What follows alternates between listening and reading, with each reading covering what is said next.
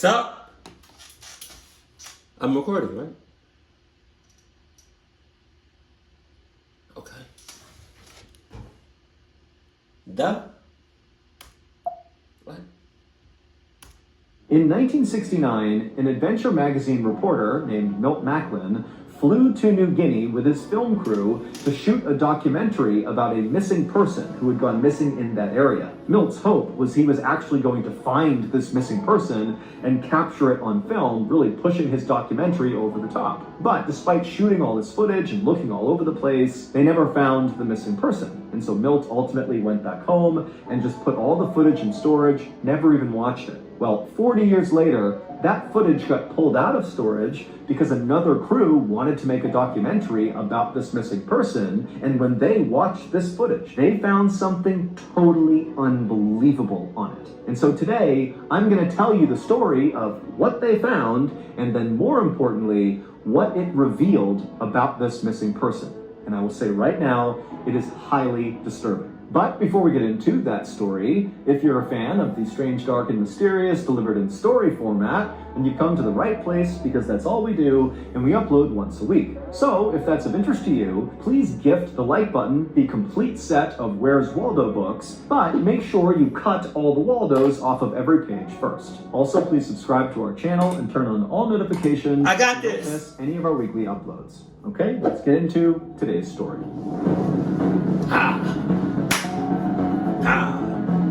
Dice roll. Dice roll.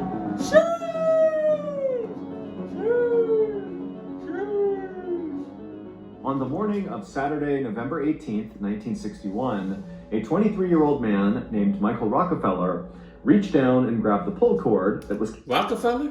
Like the clothing brand? Rockefeller. The him? Or somebody else? connected to the outboard motor that was on the boat that Michael was riding in. And Michael, he pulled and pulled on that cord, but he could not get this engine to restart. It just sputtered and wouldn't turn over. And without power, that meant that Michael and his small crew just continued to drift farther and farther out to sea. But that wasn't even the worst of this situation. The boat that Michael and his crew were on, which was a 40-foot-long catamaran, it was two handcrafted canoes tied together, well, it was starting to sink. Minutes before, Michael and his crew had been happily traveling along the beautiful green jungled coast of New Guinea when they had to cross over this area where the water was particularly turbulent. There was this river in New Guinea that was feeding out to the Arafura Sea, which is where Michael and his crew were, and where this brown river met the blue water, it became very choppy with lots of rough waves. And so as Michael and his crew tried to cross that area, the waves came on board, they flooded the engine, it shut off, and then as more and more waves landed inside the boat began to sink.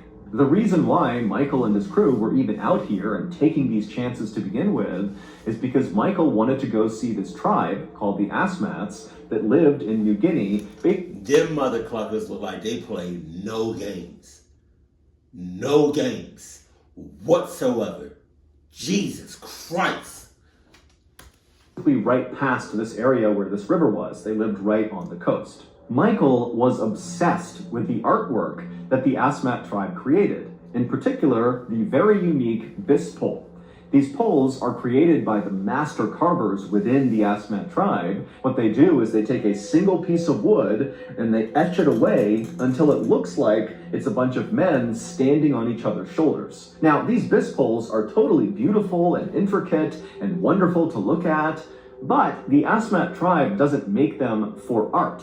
They make them because they believe they contain the souls of the warriors from their tribe who have been killed in combat. And until the Asmats avenge these downed warriors, basically until the tribe kills their enemies, these souls remain trapped in these bis poles, which means the Asmats don't really ever get rid of these poles. They don't sell them, they don't throw them away. They are just part of their culture and society. But months ago, Michael had come and visited the Asmat tribe. He had learned about these bis poles and what they meant, and he believed he had successfully negotiated a deal where he would barter some of his own goods in order to get one of their bis poles. But even though Michael gave them all the things he had offered, they had not in return sent the Bisque pole. And so now Michael was coming back to hopefully be able to claim the Bisque pole and take it with him. But as Michael sat in his sinking catamaran, watching the muddy shores of New Guinea get farther and farther away as he drifted farther and farther out into the Arafura Sea, the last thing on his mind was the Bisque pole. He needed to figure out what they were going to do. Michael's crew consisted of 3 other people.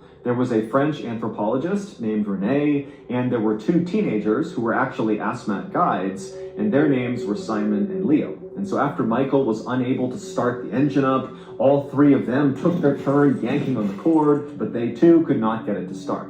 Finally, Simon and Leo spoke up, and they said to Michael and René that at this point they believed their only hope was abandoning the catamaran, jumping into the ocean, and swimming to shore, which for now was about a half-mile away, but they were drifting so quickly out to sea that if they waited any longer, they might be too far away to actually make that swim. But René was not a good swimmer at all, and Michael was just not ready to totally abandon ship and leave this thing out here to sink, because on board the catamaran was all this stuff he had brought along, like tobacco and fishing line and clothes and candy and all this different stuff that he knew this tribe wouldn't have, and he could use it as leverage to continue bartering to get his Bisque pole and to get other artwork they might be offering. And so even though Michael understood that obviously this catamaran and everything on it is going to sink into the ocean at some point, he just wasn't there mentally to jump off now and just kind of abandon all this stuff. And so a decision was made that the 2 asthmatic guides, the 2 teenagers, Simon and Leo, they on their own would jump out, swim to shore, and try to get help, while Michael and René stayed back and waited for that help to come. And so a few moments later, the 2 teenagers jumped into the water and began their long swim to shore. And as they did, Michael watched, and it suddenly dawned on him just how far away he was from his own home. It had been months since Michael had last showered, so he smelled terrible. He was totally sunburned and caked in dirt, and his hands were rough and calloused from all the rowing he was doing. But this was not really Michael's real life, because Michael was not from New Guinea or from anywhere near here. He was actually from America, where his family was one of the most well-known, influential, and richest families ever. Like in the history of humanity, the Rockefeller family are in like the top 10 of the most powerful people ever. Michael's grandfather was the oil tycoon John D. Rockefeller, who at the time was literally the richest man in the world, and Michael's father, Nelson Rockefeller, was at the time the governor of New York and the future vice president of the United States. But despite having these unbelievable resources at his disposal, Michael was not compelled to kind of be a Rockefeller. Instead, he found his calling in the wilds of New Guinea. He had first come here 7 months earlier with a team of Harvard University filmmakers who were looking to document a very remote tribe. And Michael just fell in love with the adventure of this trip, even though on this trip, while they were filming a battle between this remote tribe and another tribe, Michael got shot accidentally in the shoulder with an arrow. So despite being wounded effectively in combat, Michael just loved being in New Guinea. In fact, Michael actually never told his family about getting shot in the shoulder with this arrow because he was worried if he told his family, the all-powerful Rockefeller family, they would respond by seeking out retribution against one of these tribes that had inadvertently harmed Michael Rockefeller. And so Michael was just very respectful and protective of the people he came in contact with in New Guinea, and in many ways he viewed them as more like his people than his family. And so after the Harvard University filmmakers wrapped up their documentary and went back to America, Michael had stayed in New Guinea. And in the meantime, his father, Nelson Rockefeller, had opened up a museum back home in New York called the Museum of Primitive Art, and what it displayed was artwork from places like New Guinea. Now, this was the early 1960s, and so many Westerners viewed natives of New Guinea, like the people of the Asmat tribe, as being very primitive and backwards. And so as a result, there was a lot of people that were drawn to this new museum in New York just for the spectacle of it, to see what these primitive backwards people were creating.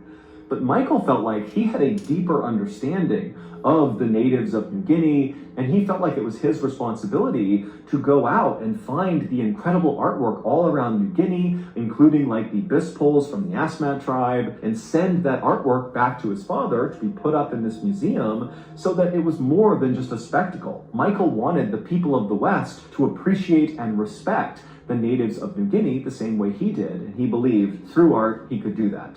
And so Michael had teamed up with Rene, the French anthropologist, to go all around New Guinea to find this artwork to send back to his dad. A few hours after Simon and Leo had leapt off the sinking catamaran and began their swim to shore, Michael and Rene had no idea if they'd even made it to shore. They hadn't seen anybody show up to rescue them, and so as far as they knew, they had no idea how close they were to being rescued or not. And as they looked down, they saw their catamaran was sinking lower and lower in the water. And so at some point, Michael and Rene just grabbed buckets and began bailing the water out of the catamaran, which was totally useless. The water was coming in way too quickly, but they had nothing else to do, and so they're bailing the water out. And then a rogue wave comes through and flips the entire catamaran over, sending Michael and Rene into the sea. And so luckily, Michael and Rene were able to swim to the surface. They swam over to the now upturned catamaran, but there was an air pocket kind of trapped underneath it, and so it was staying afloat. And so Michael and Rene grabbed onto the catamaran, and Michael actually grabbed a gas canister that had come off the boat, and he attached it to his belt like a flotation device. And so he and Rene just kind of held on to this upturned catamaran. Michael was also supported by this gas canister, and they just continued to wait, hoping that Simon and Leo had made it to shore and that help would be arriving soon. But in the back of Michael's mind, he knew that if help didn't come soon, Michael might have to do something drastic, like attempt the swim himself, which now was way farther than half a mile away. By the next morning, when the sun came up, Michael and Rene were still in the water, holding onto that catamaran, waiting for help to arrive, but no help had come. Now, Michael was a very good swimmer, but by this point, he knew they were at least 5 or... Battery low. Sure. 10 miles from shore. So this would be a gargantuan swim in pretty rough waters. But, you know, Michael, he's a Rockefeller. He had a lot of confidence, and he began telling Rene that, hey, I'm going to do this swim. I know I can do it. I can swim the whole distance. Even if it's 10 miles, I can do it. You know, you're going to have to just hang tight. It's going to take a while, but I'll get us help. Rene begged Michael not to go, but Michael said, I have to do something. Otherwise, we're going to die out here. And so all Rene could do was watch as Michael stripped off some of his clothes and attached another gas canister to his belt to give him a little bit more flotation. And then Michael shook Rene's hand. And then right around 8 a.m. on Sunday, November 19th, 1961, Michael began the swim. About 12 hours later, so that night, while Rene is still just holding onto this catamaran, hoping help is going to come soon, suddenly, kind of without warning, the sky suddenly erupted with this incredibly bright flame. And what it was a plane flying overhead that had spotted Rene and the upturned catamaran. They had fired a flare into the air to be like, hey, we see you, we're going to send help. And then just a couple of hours later, a boat came around and picked Rene up. And when Rene climbed on board, he was so relieved, and he asked the captain, you know, hey, did Michael Rockefeller tell you I was out here? Is that why you knew I was here? And the captain said, no, we were told by 2 teenagers, 2 guides, Simon and Leo, that you were out here. No one's heard from Michael. Now, you need to remember that Michael Rockefeller was a Rockefeller. And so as soon as Rene heard, oh my goodness, we don't know where Michael is, and he told the captain that Michael had begun this unbelievably long swim to shore to get help, it was like suddenly a bomb had gone off in the Rockefeller family, and they committed all of their money and their resources and their influence to launch the biggest manhunt basically ever to find Michael. They dispatched ships and helicopters and planes.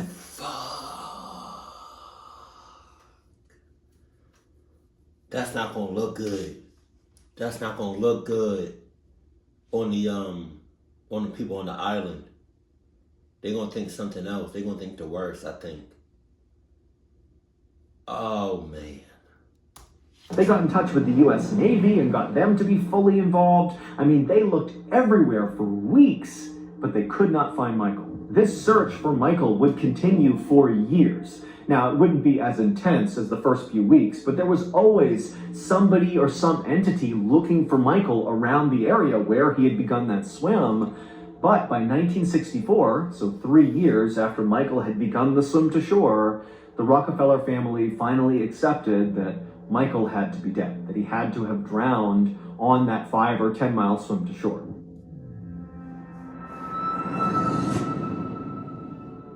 For the last 60 years, I've been a hardcore whale mail enthusiast. Every morning I wake up and I break out my quill and parchment and I draft up the various messages I need to send to my team. And then after slapping those in my backpack, I dive into the ocean and I swim out until I encounter a whale, and then I jump on its back and I spend 45 minutes wrestling with it until I've secured my packages to its hefty trunk, and then I leap off that beast, wish it good luck, swim to shore, and wait for my mail to get delivered.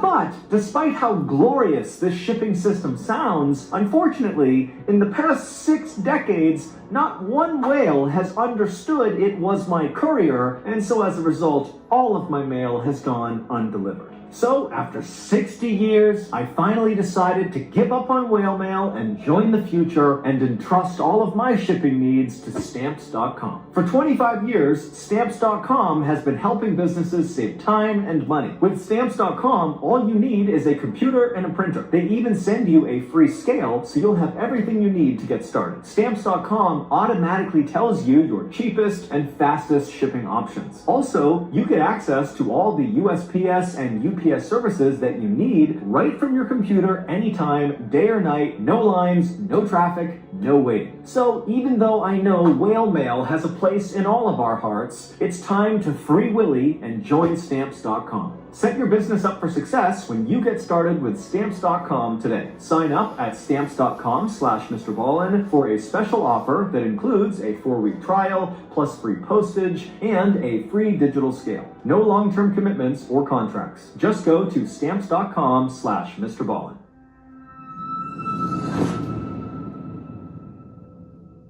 And when the family finally kind of accepted that that is what happened, that became the story in America about what happened to Michael Rockefeller. In fact, his sister even wrote a best-selling book about grieving his loss. But in New Guinea, a very different story began to spread about what happened to Michael. Rumors about his fate were whispered along trade routes and between visiting missionaries and gossiped about in tabloid and adventure magazines. In 1969, so 5 years after Michael was declared dead by his family, an adventure magazine reporter named Milt Macklin heard from this mysterious Australian person who was a source for this magazine that they had actually run into Michael Rockefeller recently in the jungle of New Guinea, not far from where he supposedly disappeared. And Milt would actually follow up on this tip, despite how not credible it was, and he would go to New Guinea with a film crew, and he would go to this area, and he would look everywhere for Michael, he would talk to locals. I mean, he really scoured the area, but there was no sign of Michael. And so Milt, feeling very let down by this, he came back home and he actually wrote a best-selling book about his quest to find Michael Rockefeller. But crucially, even though he had shot all this footage, both at a distance and up close, of all these tribes in the area where Michael supposedly was, he and his team never really reviewed the footage. They basically shot all this footage while they were there looking for Michael, couldn't find him, and said, meh, and put the footage aside. But 40 years later, another documentary film crew decided they were going to go to New Guinea and look for Michael, because there were still all these rumors floating around that Michael was alive and living in the jungles of New Guinea. And before they actually went to New Guinea to go looking for Michael, they uncovered this unwatched footage from Milt Macklin, and they watched all of it, and they discovered something unbelievable. Amongst the hours and hours of footage, there is this brief shot taken from a distance where the film crew was shooting on land out towards the water, and you see this canoe come into frame. And it's full of Asmat tribe warriors. This is a war party, and they're making their way, presumably, into battle with some other tribe. But amongst these big, strong men is one man who totally stands out because he doesn't look like the other Asmat warriors. He is a naked, bearded white man who, again, even though the quality of the film was poor, he posed... That's him! That's Rockefeller! That's Rockefeller! Damn, he stands out. He stands out like crazy. He looked like Michael Rockefeller. And so as soon as word got out about this footage, very quickly rumors began to spread all around the world about how this heir to a billionaire's fortune had decided to turn away from his family and just live amongst the Asmat tribe as one of theirs. Now, again, we have no idea if that really was Michael Rockefeller. It could easily have been, a missionary or some other white person that happened to be in New Guinea, but the story was incredible, and so it spread everywhere. In 2012, so 4 years after this unwatched Milt Macklin footage came to light, and over 50 years since Michael Rockefeller actually went missing, a National Geographic journalist named Carl Hoffman, who had grown up totally fascinated by the mystery surrounding Michael Rockefeller, he decided that he would go to New Guinea and finally get to the bottom of what happened to Michael Rockefeller. I'm surprised that the people of New Guinea didn't go in defensive mode or try to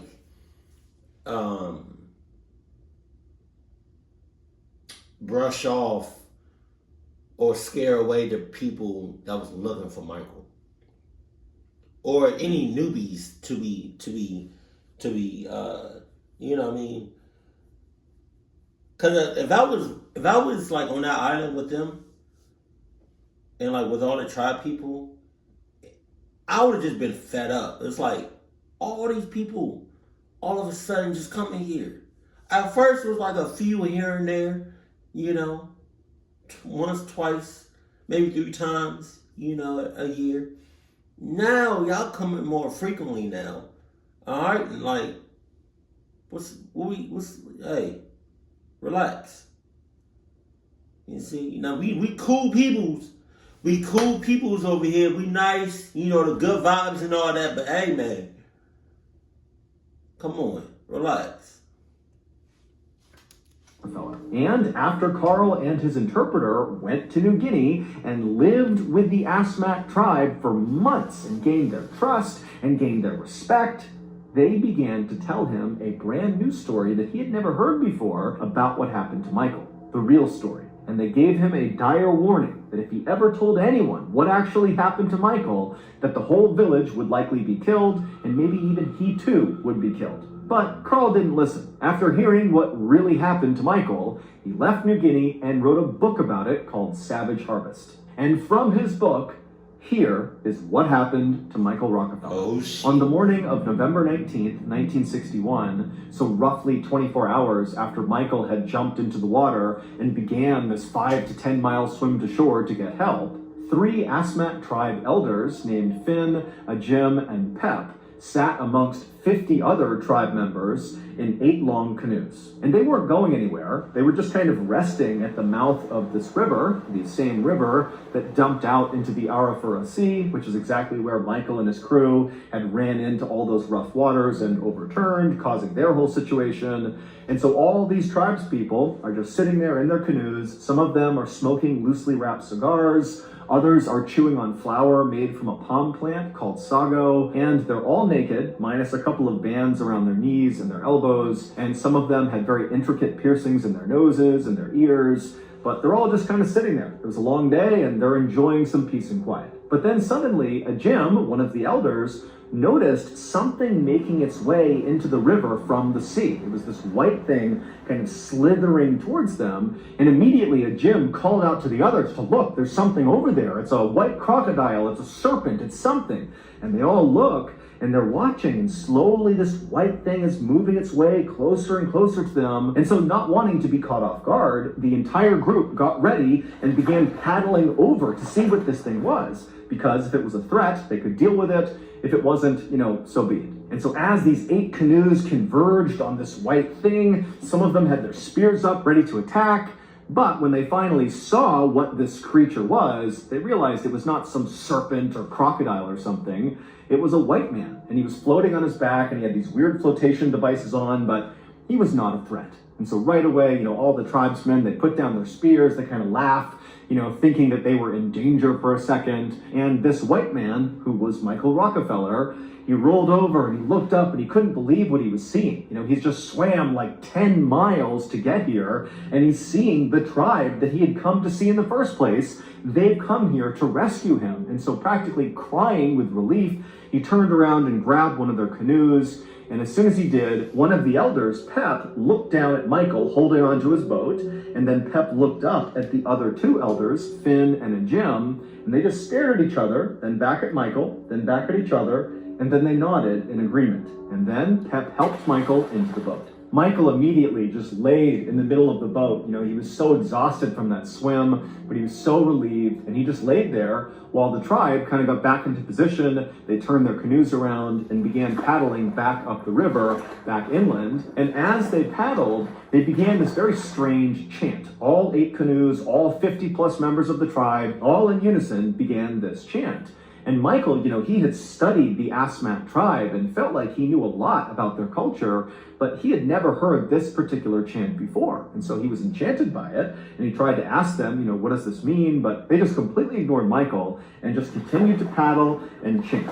And so Michael just laid there listening, getting carried along to safety, when all of a sudden the chanting stopped and the canoes turned and kind of made their way into this little inlet that led to a clearing right on the shore. And so Michael noticed they were slowing down, and so he kind of barely got up and looked over the edge of the canoe to see if they were at their village. But when he looked up, he saw there was no village in sight. It was just this clearing out on the shore. And right away, Michael's like, well, I hope we're going to the village soon, because I have to find someone who can get in touch with the authorities, who can then go and rescue Renee and hopefully find Simon and Leo as well. And so Michael began trying to ask the men in his canoe if they would help him, but there was, of course, a massive language barrier, and neither side really understood the other. And then at some point, one of the men from the Asmat tribe just began laughing at Michael. And when he did, the majority of the rest of the tribe looked over, saw what was going on, and they too began laughing at Michael. And so Michael had no idea what was going on. And then before he could do anything else, the entire tribe stopped laughing, and it was like in an instant, they were back into that rhythmic chanting as they slowly began making their way out of their canoes, making their way on the shore. And so Michael began to sense that something was wrong, and instead of getting out of the canoe with the rest of the tribe, he kind of instinctively laid back down on the canoe, almost like he was trying to get away from them. And when he did that, the tribesman who had first laughed at Michael, he stood right over Michael as he's doing this chant, and he smiled at Michael, and then he raised his spear and he drove it into Michael's side. And the second he did that, other members of the tribe raised these horns they were carrying and began blasting into their horns. And so Michael is screaming out in pain, but he's got no strength to defend himself. And so he kind of like rolled over onto the other side of this canoe, kind of trying to protect himself. And when he did that, the guy just lifted his spear again with a big smile on his face and drove it into Michael's other side. After the man pulled the spear out, Michael, who's in horrible pain, managed, perhaps with his adrenaline, to pull himself up and over the side of the canoe. So he kind of fell out onto the mud, and he tried to stand up to get away from them, but there was nowhere he could go. And so as he's kind of fumbling in the mud, 2 of the tribesmen walked up behind him, grabbed him under the arms, and they began carrying him across the clearing towards the jungle. And as they walked, that rhythmic chanting continued, and periodically Michael would hear someone blast on their horn. And so Michael was dragged across the shoreline into the jungle, and then finally to another clearing in the jungle, not anywhere near their village. And Michael was positioned in the middle of this clearing and put on his knees. And so Michael is kind of guarding his sides with his arms. He's incredibly weak. He's on his knees. The tribe kind of formed a circle around him, and they're continuing this chant. And then at some point, one of the tribesmen walked up to Michael, grabbed his head, and pushed it forward, exposing the back of his neck. And then another tribe member walked in. And again, the whole time, this chanting is going on. Horns are being blown. And this other tribesman comes up, and he raises an axe, and he brings it down on the back of Michael's neck. It would turn out the Asmat tribe knew who Michael was. They remembered him from his visit several months earlier when he had attempted to barter for their bis poles. And they had been totally offended that this rich white man had shown up and thought he could just buy one of their sacred artifacts like it was some trinket to be put on display in a museum. And so they had held on to a deep hatred for him. That was why they didn't send their bis pole to him. They weren't going to give it to him. But when Michael had kind of magically floated into their river, and suddenly the Asmat tribe has him sitting in their canoe, the three village elders, Finn, Ajim, and Pep, they all just kind of looked at each other and nodded in agreement that they were going to ritualistically kill Michael to avenge the deaths of many of their fallen warriors that those bis poles apparently contained the souls of, because many of their warriors had been killed by white men in the past. And so Michael was going to be their way to avenge their souls. And so that chant that Michael heard them all saying, that was the chant they did when they performed this execution ritual. Except they didn't just kill Michael. After one of those tribesmen brought the axe down on the back of Michael's neck, another tribesman walked up and grabbed Michael's hair, pulled his head back, and used a knife to slash at his throat to actually remove his head. And then after his head was removed, again with all the chanting continuing in this circle the whole time, members of the tribe came up and began cutting Michael's body absolutely to pieces, separating his organs and his flesh and his bones into different piles. And then very quickly, they got a fire going and cooked and ate Michael. And of all the parts of his body that were eaten, his brain was apparently the most important, and so only Finn, Ajim, and Pep, the three elders, were allowed to eat the brain. And then finally, after they had finished eating and took all the remaining meat that had not been consumed, and they put it into their pouches to eat later, Finn, one of the elders, took Michael's skull, and he would bring it back to the village, and he would cover it in banana leaves, and he would paint it, and treat it like a trophy. A few days later, when that huge search party came through the area looking for Michael, the Asmat tribe knew they could never whisper a word about what happened to Michael, because if it got out, it's very likely that Westerners would want to retaliate against them. And so for decades and decades, their secret stayed safe until Carl Hoffman of the National Geographic heard the story and then wrote the book about it, Savage Harvest. But despite publishing this book and lots of people reading it, there was always some question about the credibility of the story, because remember, there's all this intrigue and mystery around Michael's story to begin with, and now we have this account coming from the Asmat tribe, and so no one really knew how legitimate it was. And so to this day, the Rockefeller family, and generally speaking, authorities at large, still say that Michael Rockefeller drowned on his swim to shore trying to get help, and that's it.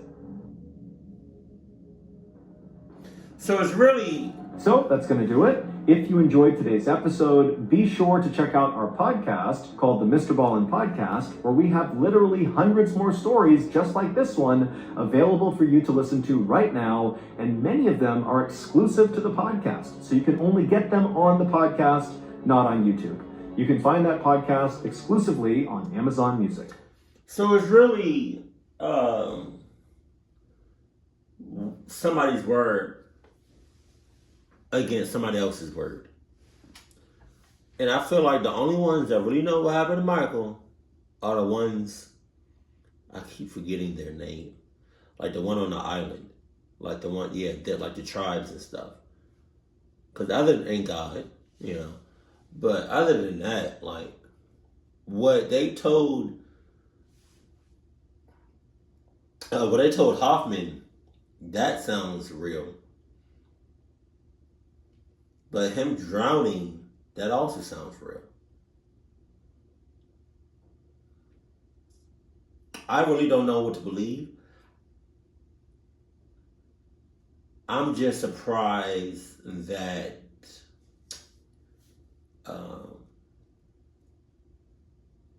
Rockefeller, like, the family didn't, like, blow up the tribes. Or like shoot the tribes or stuff like that. I'm surprised they didn't do that, Maybe that would have been too much. But them getting offended that you would think you can just buy something,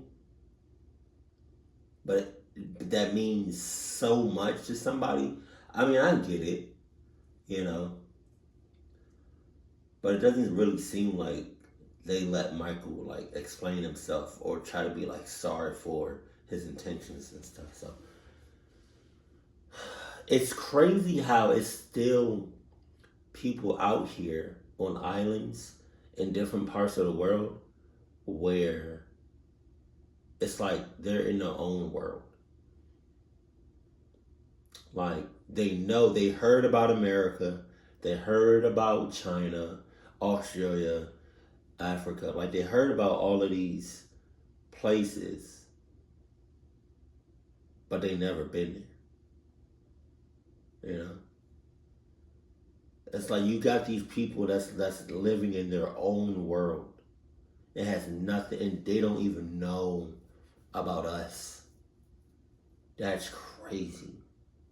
It's almost as if they were on a different planet and just got like transported or dropped off here.